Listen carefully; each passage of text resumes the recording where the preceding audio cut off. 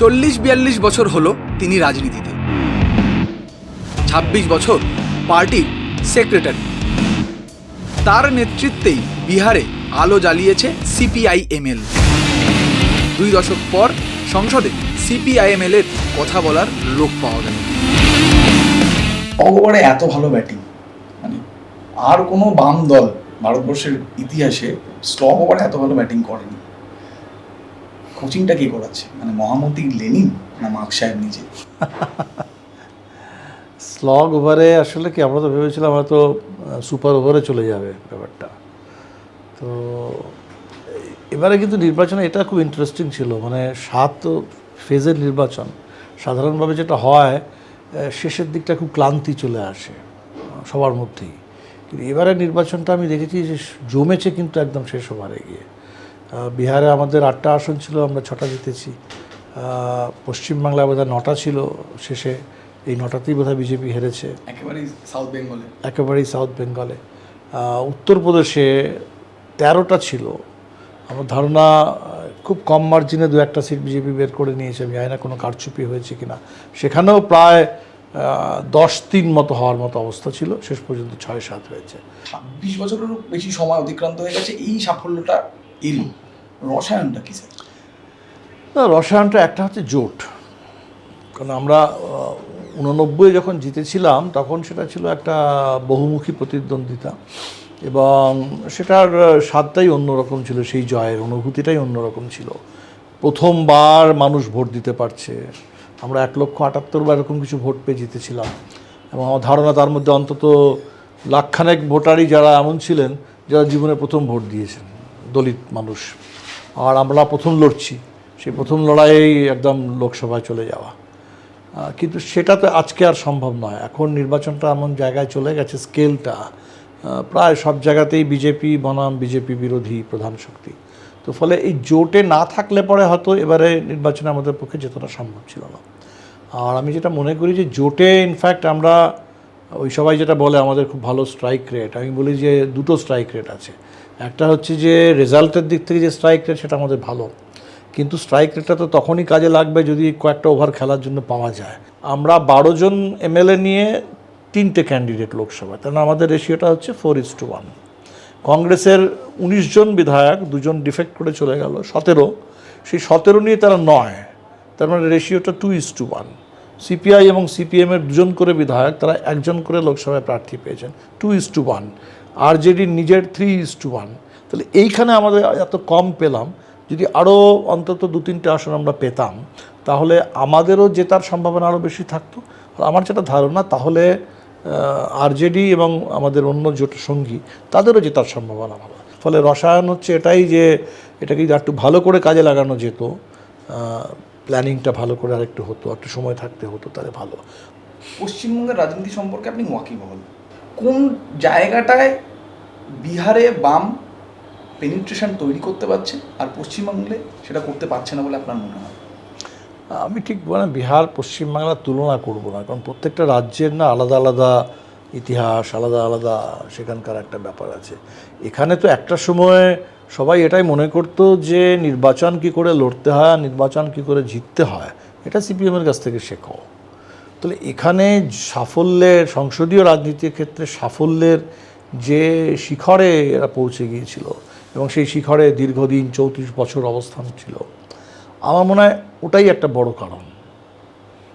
ওই সাফল্যের পরে যে পতনটা হলে পরে সেখান থেকে ঘুরে দাঁড়ানোটা খুব মুশকিল হয়। অনেকেই বলছেন এবার কেন 2004 হতে পারলো না। তো 2004-এর মতো হলো, কিন্তু ঠিক 2004 হলো না। তো ঠিক যে 2004 হতে পারলো না, তার একটা বড় কারণ কংগ্রেসের দুর্বলতা, তার একটা বড় কারণ হচ্ছে পশ্চিমবাংলার সিপিএমের দুর্বলতা। এবারে নির্বাচনটা যে জায়গায় চলে গেছে, প্রধান লড়াইটা দাঁড়িয়ে যাচ্ছে সেখানে একদিকে তৃণমূল এখানে পশ্চিমবাংলায়, আরেকদিকে বিজেপি। তো সেখানে আমি আশা করেছিলাম যে আরও কয়েকটা জায়গায় এরা দ্বিতীয় অবস্থানে থাকবে, যেমন যাদবপুর, মুর্শিদাবাদে দ্বিতীয় অবস্থানে থেকেছে। আমি আশা করেছিলাম যাদবপুরে অন্তত দ্বিতীয় অবস্থানটা আসবে।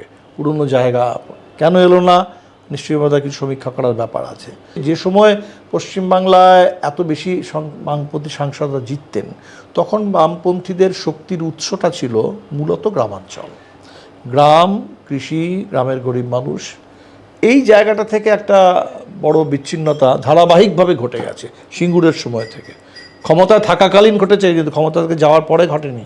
এই কারণেই ক্ষমতা থেকে সরে যেতে হয়েছে, এই বিচ্ছিন্নতাটার কারণে। পশ্চিমবাংলায় বামপন্থীরা আবার উঠে দাঁড়াক, এক্ষুনি ক্ষমতায় চলে আসবে এই সমস্ত ভেবে লাভ নেই, কিন্তু একটা উঠে দাঁড়ানো দরকার। সেটা না হলে পরে পশ্চিমবাংলার জন্য ওই উড়িষ্যা যে করছে, দরজায় কড়া নাড়ছে। উড়িষ্যায় যেটা ঘটেছে, বিজেপি যদি দীর্ঘদিন থেকে যায় প্রধান বিরোধী অবস্থানে, তাহলে এ রাজ্যটাও বারবার মানুষ ঠেকিয়ে দিয়েছে। 21-এ ঠেকিয়েছে, 24-এ ঠেকিয়েছে, এটা তৃণমূল এককভাবে ঠেকায়নি। আমি যেটা বলি, বাংলা ঠেকিয়েছে। বিহারে লড়লেন 3 আসনে 2 আসনে জয়, ঝাড়খণ্ডেও লড়েছেন 30% ভোট, সেখানে বিনোদ সিংহ দ্বিতীয় স্থানে লড়েছেন। পশ্চিমবঙ্গ থেকেও সিপিআইএমএল একটা আসনে লড়েছে। দ্বন্দ্বটা এক্স্যাক্টলি কোথায়, যেখানে আপনারা সবাই একসঙ্গে একই জায়গায় এসে লড়তে পারছেন না? আজকে যে ইন্ডিয়া জোটটা গড়ে উঠেছে, এটা খানিকটা আমার মনে করি স্বাধীনতা আন্দোলনের একটা পুনরাবৃত্তি। তো আমার মনে এই কোয়ালিশনটা হচ্ছে সবথেকে ইম্পর্টেন্ট এই মুহূর্তে। এককভাবে আলাদা করে কমিউনিস্টরাও খুব কিছু করতে পারবে এমনটা মনে হয় না। তো ফলে কমিউনিস্টরা একসাথে লড়ুক, আরও বেশি পারস্পরিক সহযোগিতা বাড়ুক। তো পশ্চিমবাংলায় আমরা ইন্ডিয়া জোটটা এখানে নির্বাচনী জোট হিসেবে দানা বাঁধতে পারেনি, তার কারণ বিভিন্ন, এবং সেটা না বাঁধতে পারার ফলে হয়তো বিজেপি কিছু লাভও পেয়ে গেছে। এখানে বারবারই সিপিএম ক্ষমতা থেকে চলে যাওয়ার পরে তারা একটা ক্ষমতায় কি করে ফিরে আসা যায়, বা আমরা ক্ষমতায় ফিরে আসছি এরকম একটা ইমপ্রেশন কি করে ক্রিয়েট করা যায়, তার জন্য তারা জোট করছেন। কংগ্রেসের সাথে, আইএসএফের সাথে, একে ধরছেন তাকে ধরছেন। আমার এটা ঠিক খুব কার্যকরী হচ্ছে না। এখানে ওখানে একে জোট টোট করে ভাবে তাড়াহুড়ো করে শর্টকাটে কিচ্ছু হবে না।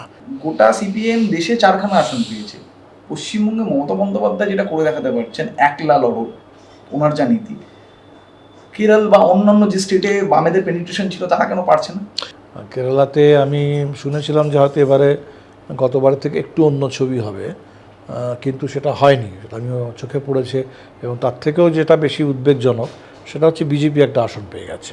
আড়াতে জিতলেন, আড়াতে একদম, মানে 1989 সালেও আপনারা জিতেছিলেন, কাড়াকাতে জিতলেন, নালন্দায় হারলেন, সামনে আবার বিহার ভোট। মহাগঠবন্ধনের কি তৃতীয় সন্তান হয়ে থাকবেন এবারও, নাকি আসন বেশি চাইবেন? জোটটাকে আরও বেশি কার্যকরী করতে হয়, তাহলে জোটের যে সমস্ত স্ট্রেংথগুলো আছে সেটাকে যদি আরও ফুটিয়ে তুলতে হয়, তাহলে আমাদের আরও বিরাট কিছু নয়, কিন্তু আমরা আগের বারে 19টা আসনে লড়ে 12টা পেয়েছি। মানে অন্তত 30-35টা আসন তো সিপিআইএমএলের অবশ্যই পাওয়া উচিত। যা এখানে যেরকম অন্তত 5টা বা 6টা আসন আমাদের অবশ্যই পাওয়া উচিত ছিল। 24-এর নির্বাচন চলে গেল, তাতে একটা ফল দাঁড়ালো, সেখানে ঘটনাচক্রে এনডিএ সরকার তৃতীয়বারের জন্য হলো, এবং চালক আসনে অবশ্যই বিজেপি। পশ্চিমবঙ্গেও ভোট 2026, বিহার আগে হবে, তারপরে 2026। যদি হাইপোথেটিক্যালি আমি ভাবি যে আরেকটা জোট তৈরি হলো, এবং সেখানে তো কোনোভাবেই কেন্দ্রের ভোট হবে না, যে নরেন্দ্র মোদীকে সরাতে হবে না, পশ্চিমবঙ্গে ভোট হবে। তৃণমূল কংগ্রেস ক্ষমতায়, বিরোধী আসনে রয়েছে বাম, বিজেপি, কংগ্রেস। যদি সম্ভাবনা তৈরি হয়, লড়তে হবে, আপনারা লড়বে না, কোন দিকে থাকবে সিপিআইএম? মমতাপন্থী হয়েই থাকবে? মমতা না, আমরা তো মমতাপন্থী নই, এটা আমাদের সম্পর্কে সিপিএমের কিছু বংশের লোক যারা প্রচার করে। আমরা মোটেই মমতাপন্থী নই, আমরা মার্ক্সবাদী, তাই তো। সেখানে মমতাপন্থী হওয়ার কোনো প্রশ্নই ওঠে না। অনেকেই বলে আপনি মমতার প্রতি খুব নরম। না, নরম আমি আলাদা করে কেন নরম হতে যাব? সেটা হচ্ছে যে পশ্চিমবাংলার যে বাস্তব অবস্থাটা আছে, আমি বললাম তো, সেখানে প্রচুর মানুষ, আপনি খবর নিয়ে দেখবেন যে তুমি সিপিএমকে ভালোবাসে, সিপিএমের লোকও গিয়ে দেখবে ওখানে গিয়ে ভোট দিয়েছে, বিজেপিকে ঠেকানোর জন্য হয়তো বাধ্য হয়ে তৃণমূলকে ভোট দিয়েছে। ফলে এটা একটা রাজনৈতিক পরিস্থিতির ব্যাপার। তো সেখানে, এবং আমি তো বারবার উল্টো কথাটা বলছি, আমি এই কথাটা বলছি যে পশ্চিমবাংলায় তৃণমূল সরকারের বিরুদ্ধে মানুষের প্রচুর বিক্ষোভ আছে, এবং সেই বিক্ষোভগুলো খুব ন্যায়সঙ্গত বিক্ষোভ, বাস্তব বিক্ষোভ। হতে পারে এখানে 3টে শক্তিই থাকবে, হতে পারে, আমি বলছি, যেখানে তৃণমূল কংগ্রেসের সরকার আছে, সে সরকার তারা কেন জোট করতে যাবে? তো ক্ষমতায় আছে, এককভাবে এত সিট জিতে আছে, তারা কেন জোট করতে যাবে? বিজেপি হয়তো জোট সঙ্গী খুঁজবে, কিন্তু পশ্চিমবাংলার কোনো বামপন্থী গণতান্ত্রিক দল তারা কেন বিজেপির সাথে গিয়ে হাত মেলাবে? ফলে পশ্চিমবাংলায় যেটা খুব স্বাভাবিক যে অন্তত 3টে শক্তি থাকবে। পশ্চিমবাংলায় বিজেপি দ্বিতীয় শক্তি, ঘাড়ের কাছে নিঃশ্বাস ফেলছে। তাহলে এই জায়গায় জোট হলে পরে, অন্তত কংগ্রেস এবং তৃণমূলের জোট হলে পরে, আমি তো দেখতে পাচ্ছি যে অন্তত 4টে আসন বিজেপি বোধহয় হারায়, লুজ করে। কিন্তু জোট হয়নি, সেটা পশ্চিমবাংলার বাস্তবতা বলে আমি মনে করি। এবং সেই বাস্তবতার ফলে হয়তো কিছু জায়গায় এই যে সিপিএম যে ভোটটা পেয়েছে তার ফলে হয়তো বিজেপির হারটা সুনিশ্চিত হয়েছে। ভালো করে বিশ্লেষণ করলে দেখা যাবে দমদমের ভোট কি যাদবপুরের ভোট কি শ্রীরামপুরের ভোট, এই ভোট যদি সিপিএম ধরে রাখতে না পারে, সিপিএমের ভোট যদি আরও বিজেপির দিকে চলে যায়, তাহলে বিজেপি হয়তো লাভবান হয়ে যেত কিছু জায়গায়। লড়াইটা আরও বেশি ত্রিমুখী হয়ে উঠুক, বা যদি সেটা দ্বিমুখী হতে হয় সেখানে বিজেপি যেন সেই দ্বিমুখীর মধ্যে না থাকে, এই জায়গাটা তৈরি করতে হবে পশ্চিমবাংলায়।